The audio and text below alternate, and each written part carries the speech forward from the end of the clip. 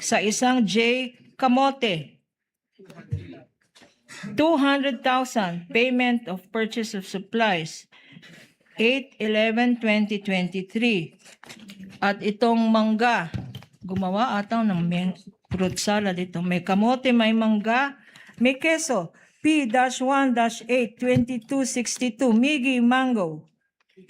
Christine Applegate Estrada.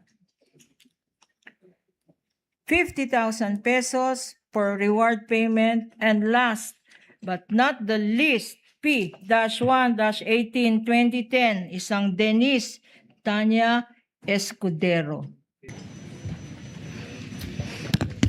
Are you ready, Ms. Aline? Yes po, Your Honor. Thank you, Attorney Madam. Lorna, you may proceed. With the permission of this honorable court. Thank you, Madam Witness. You have gone over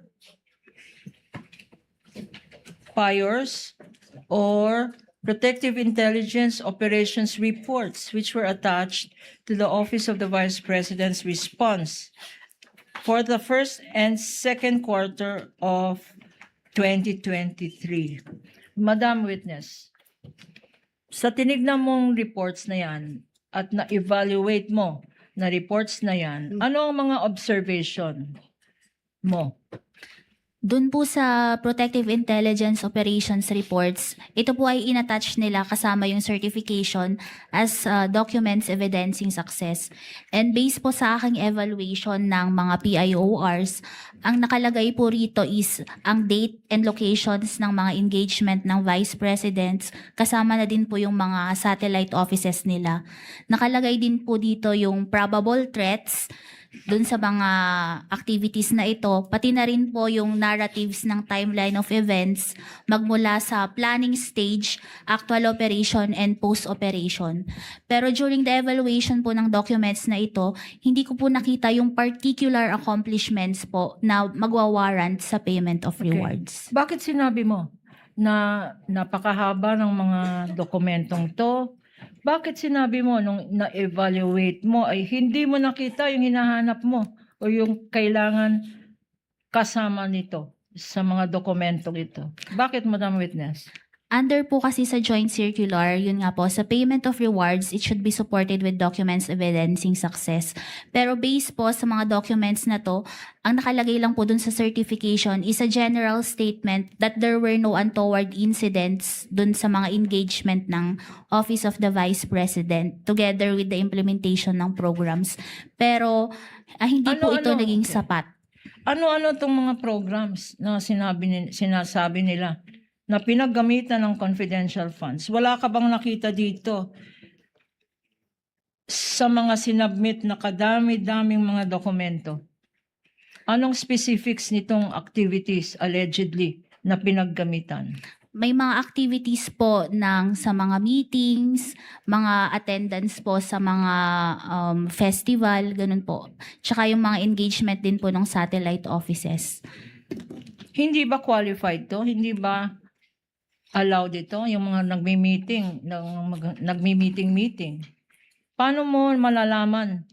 How can you ascertain that these meetings are indeed to discuss confidential activities? Kasi po ang nakalagay lang po dun is kung ano yung mga activity na inattendan doon po ng Vice President. Kasama na rin po yung mga programs ng mga satellite offices niya, pati po yung libreng sakay program ng OBP. Libreng sakay program. Opo, kasama po dun sa PIORs. Hindi ba ito confidential? Yung libre na sakay na yan? Hindi po. Ano pa yung mga activities ng satellite offices na sinasabi mo na hindi naman tamang paggamit ng confidential funds? Yung mga hindi ko pwede pong mabalikan yung Assisting counsel may approach.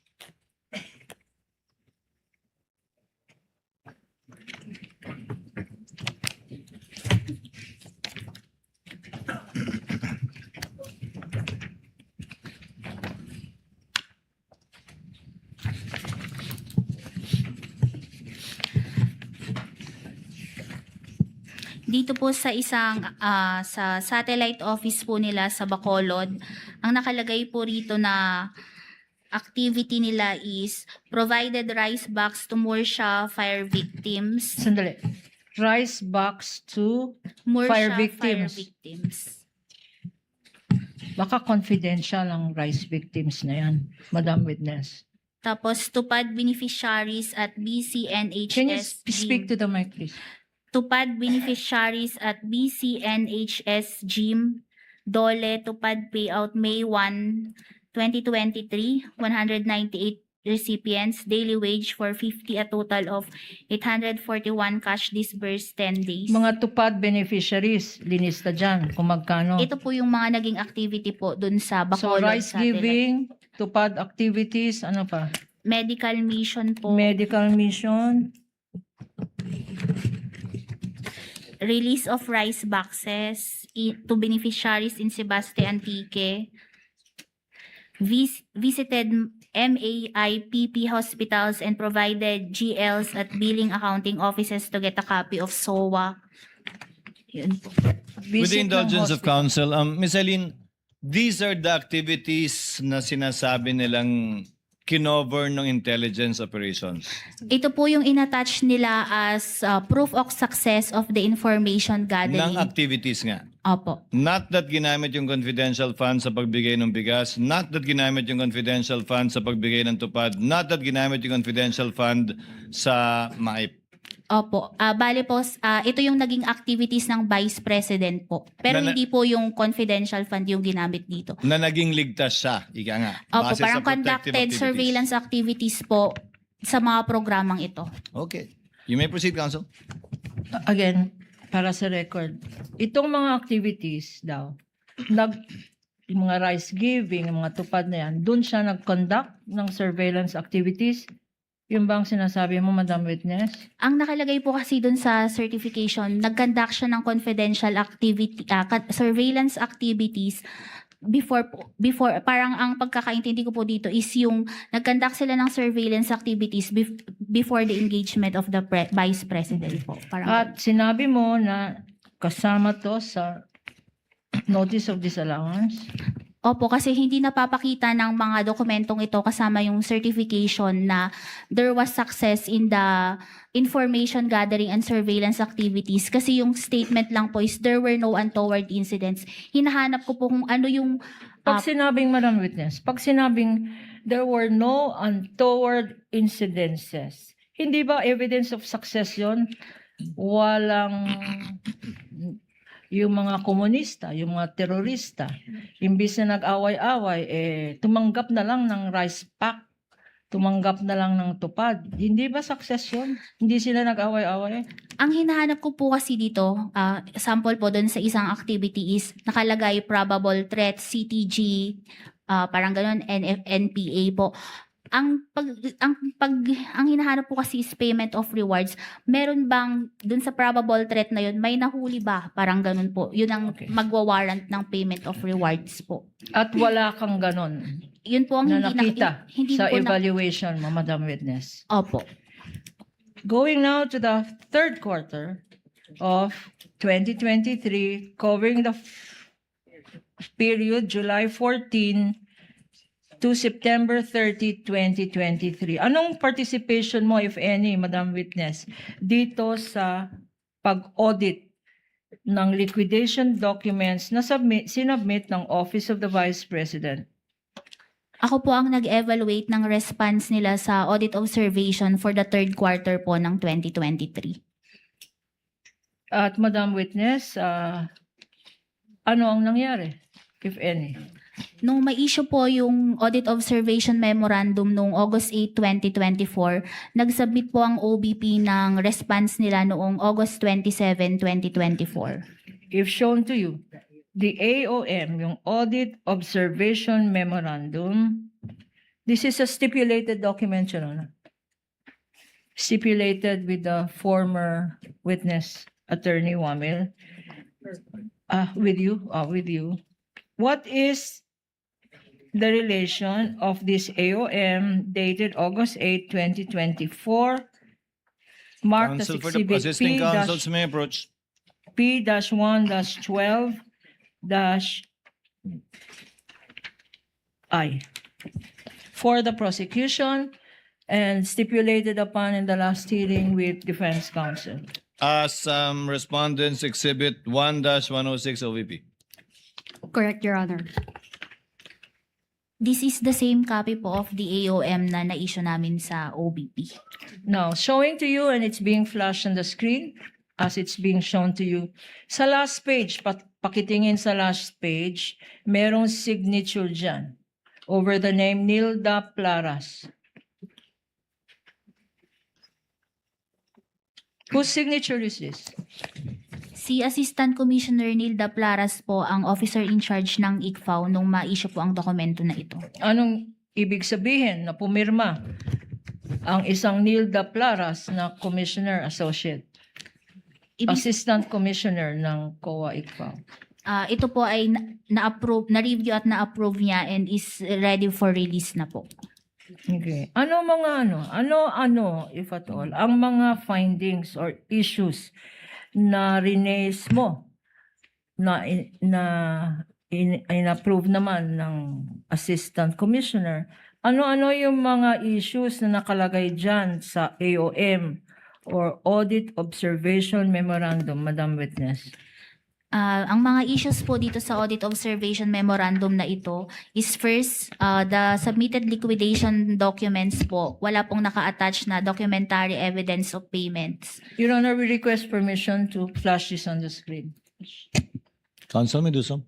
Yung pangalawa naman po, yung payment of rewards na nagkakahalaga ng 35 million were not supported with documents evidencing success. Pangatlo po, yung physical and financial plan, hindi po nakaspecify yung specific confidential activities. At yung pang-apat po, yung box E ng disbursement voucher, kung saan makikita yung receipt of payment ng SDO ng cash advance ay hindi po napirmahan. Bakit itong apat na findings na pinakita natin ngayon, bakit hindi compliant ito at linigay ninyo sa notice sa AOM? Yung sa una po, under the joint circular po, dapat po ang disbursement for confidential fund should be supported with documents evidencing payments po. At Hindi po ito na-submit sa amin, Okay, kaya po yung- hiningi namin sa AOM. yung pangalawang finding na sinabi mo, Yung pangalawa naman po, yung payment of rewards under the joint circular, under item 4.8.5.b, it should be supported with documents evidencing success. Pero dun sa initial submission po nila, walang naka-attach na documents evidencing success to support the payment of rewards. at yung pangatlong finding, bakit nasa AOM ninyo ito? Kasi po yung sa physical and financial plan po nila, hindi nakaspecify kung ano yung confidential activities na paggagamitan na magiging basis po ng disbursement ng confidential fund. At Madam Witness, lastly, yung findings mo, yung pang-apat, bakit sinasabi nyo na bakit sinama to sa Audit Observation Memorandum? Yung box E po kasi ng disbursement voucher kung saan pumipirma yung SDO pag na-receive niya yung cheque is wala pong pirma yung Special Disbursing Officer. Okay.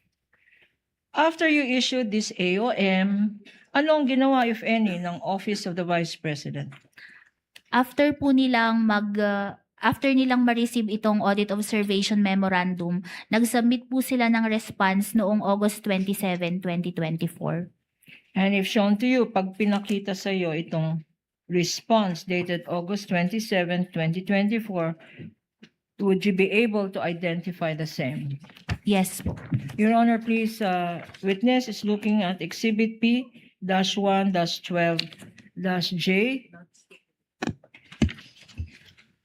Again, despite this being the response of the Vice President herself, Counsel for the Defense did not stipulate on this document. But they marked it as Exhibit 1-116 OVP and series, correct, Counsel? Correct, Yes, Your Your Honor. Proceed, Counsel. Who signed this response, if you know? Si Attorney Zuleika T. Lopez at si Mr. Limuel G. Ortonio po. Again, Madam Witness, you are familiar with the signatures for the same reason you stated? Yes po. Kasama po ito dun sa specimen signatures na naka-attach po sa liquidation documents. Dito sa response ng Office of the Vice President, meron bang mga dokumento na sinama dito sa response na to? Yes po. Ano-ano itong mga documents? Nag-submit po sila ng acknowledgement receipts as documents evidencing payments. Tapos, to support po the payment of rewards, nag-submit sila ng certification ni Colonel Raymond Dante Pila Chica together with the Protective Intelligence Operations Report. At yung panghuli pong attachment ay yung warrant register. Okay.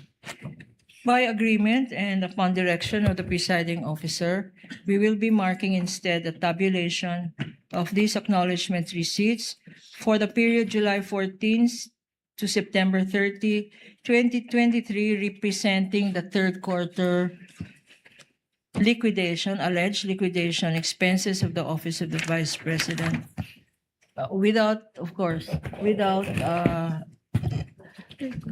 prejudice to the right to our opportunity to present them at the appropriate time separately to the appropriate witnesses in the future, Your Honor. Duly noted. Madam Witness, if you are shown a acknowledgement receipts,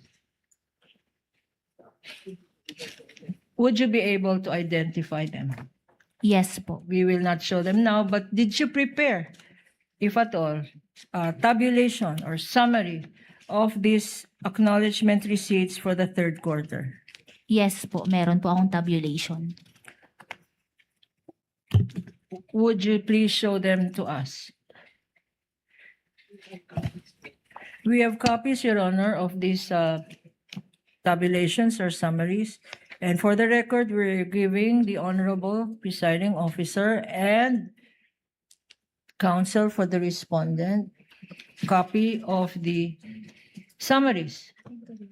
Madam Witness, these summaries that you prepared, tell us the process involved. Ano-anong ginawa mo? Paano ka nakarating sa mga tabulation o summary na yan? Nung ma-receive ko po yung documents na sinubmit kasama po ng response, in-encode ko po yung mga acknowledgement receipts na naglalaman po ng disbursement nila by date, activity, and the amount po. And we have selected a few of these acknowledgement receipts. If shown to you, please identify the same. P-1 being flashed on the screen. Pakibasa nga ng mga pangalan dito.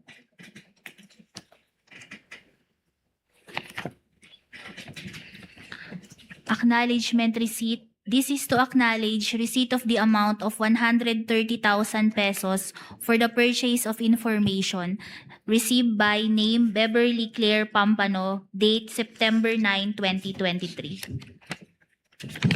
This is P-1-8-2051 in the name of Pampano.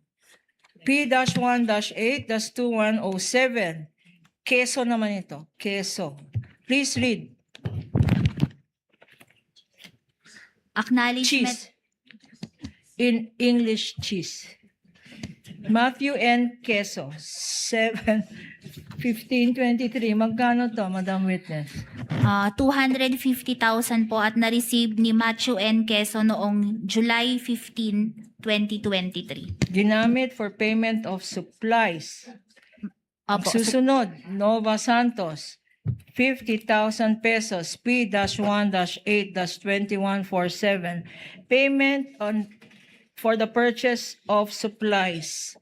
At another one, P-1-8-2195 sa isang sala Kasim, 8/11/2023 for 180,000 pesos. Itong payment of supplies na pinakita natin, ito ba ay allowable expense ng confidential funds?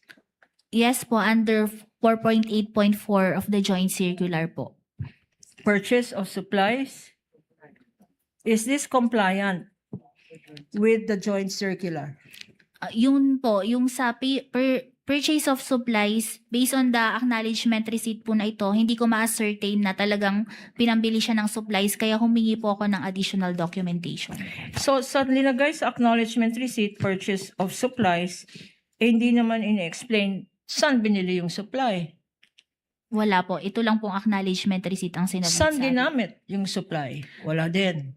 Nakalagay lang po dito na for confidential Okay. operations. Lahat ng sinabi, no? At yung mga sinasabi ditong payment of supplies pa, kagaya nitong, okay. P-1-8-1933, Renan Piatos, purchase of information naman to. P-1-8-2258 kay Xiaomi. Xiaomi? Xiaomi. 8.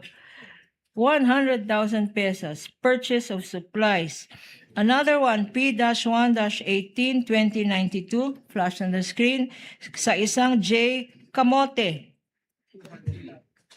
200,000. Payment of purchase of supplies. 8/11/2023. At itong mangga, gumawa ata ng fruit salad ito. May kamote, may mangga, may keso. P-1-8-2262, Migi Mango. For 50,000 pesos. Ano ang masasabi mo dito, Madam Witness? Yung mga acknowledgement receipts po na purchase of supplies and purchase of supplies, hiningan ko po ng additional documentation to ascertain po na ipinambili po talaga ito ng supplies. We will finish this. Kokoy Villamin. Kokoy Villamin. P-1-18, 2064, 50,000 pesos. Bumili daw siya ng information. Last 4 in this list. P-1-8, 2635 for Contis. Connor Adrian, 9/20/2023 for 50,000. Reward payment, P-18-2178, Hanilet Camille C, 8/3/2023, 350,000 pesos. P-1-18, 2665, Christine Applegate Estrada, 50,000 pesos for reward payment. And last but not the least, P-1-18, 2010, isang Denise Tanya Escudero. August 25, 2023. Bumili ng information itong Escudero for 120,000 pesos.